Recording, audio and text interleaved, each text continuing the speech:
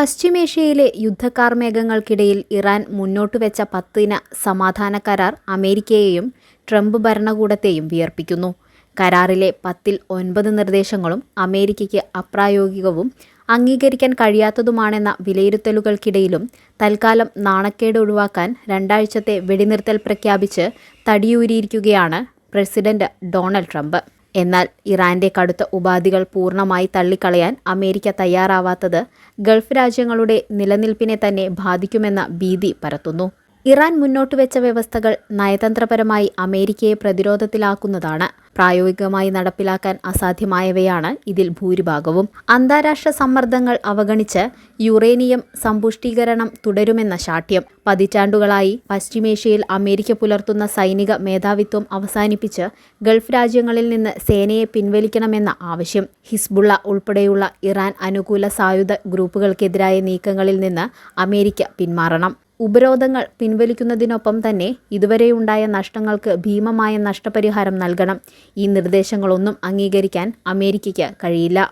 21 ലക്ഷത്തോളം സന്തുഷ്ടരായ ഉപഭോക്താക്കളും 2 ലക്ഷത്തോളം തിമിര ശസ്ത്രക്രിയകളും പൂർത്തിയാക്കിയ മലബാറിലെ ഏക കണ്ണാശുപത്രി Alsalama eye hospital, hospital road, Perinthalmanna. Hormuz കടലിടുക്ക് തുറന്നു നൽകാം എന്ന ഇറാന്റെ ഉറപ്പിനുമേൽ ട്രംപ് പ്രഖ്യാപിച്ച 2 ആഴ്ചത്തെ വെടിനിർത്തൽ ഒരു ഒത്തുതീർപ്പല്ല, മറിച്ച് തൽക്കാലത്തേക്ക് തലയൂരാനുള്ള തന്ത്രം മാത്രമാണെന്നാണ് വിമർശനം. ഇറാന്റെ കടുത്ത ഉപാധികൾക്ക് മുന്നിൽ അമേരിക്ക ഇത്രയെങ്കിലും അയഞ്ഞത് ആഗോളതലത്തിൽ രാജ്യത്തിന്റെ സ്വാധീനത്തിന് മങ്ങലേൽപ്പിച്ചു. അമേരിക്ക ഇറാന്റെ വ്യവസ്ഥകൾക്ക് ഭാഗികമായെങ്കിലും വഴങ്ങിയാൽ അത് ഗൾഫ് മേഖലയിലെ സമാധാന അന്തരീക്ഷത്തെ തകർക്കും. സൗദി അറേബ്യയും UAEയും ഉൾപ്പെടെയുള്ള രാജ്യങ്ങൾ ഇറാന്റെ പ്രാദേശിക മേധാവിത്വത്തെ ഭയപ്പെടുന്നു. ഇറാൻ അനുകൂല ഗ്രൂപ്പുകൾക്ക് ലഭിക്കുന്ന സംരക്ഷണം തങ്ങളുടെ ആഭ്യന്തര സുരക്ഷയെ അപകടത്തിലാക്കുമെന്ന് ഈ രാജ്യങ്ങൾ വിശ്വസിക്കുന്നു. അമേരിക്കയുടെ ഈ ചുവടുമാറ്റം തങ്ങളെ ഒറ്റപ്പെടുത്തുമോ എന്ന ആശങ്കയിൽ ഗൾഫ് രാജ്യങ്ങൾ പുതിയ പ്രതിരോധ സഖ്യങ്ങളെക്കുറിച്ച് ആലോചിച്ചു തുടങ്ങിയിട്ടുണ്ട്.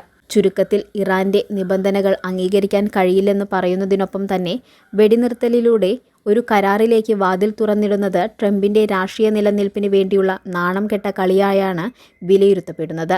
അമേരിക്കൻ പ്രസിഡന്റ് ഡൊണാൾഡ് ട്രംപ് ഈ നിർദ്ദേശങ്ങൾ പ്രവർത്തനക്ഷമമായ അടിസ്ഥാനം എന്ന് വിശേഷിപ്പിക്കുകയും 2 ആഴ്ചത്തെ താൽക്കാലിക വെടിനിർത്തൽ പ്രഖ്യാപിക്കുകയും ചെയ്തിട്ടുണ്ട്.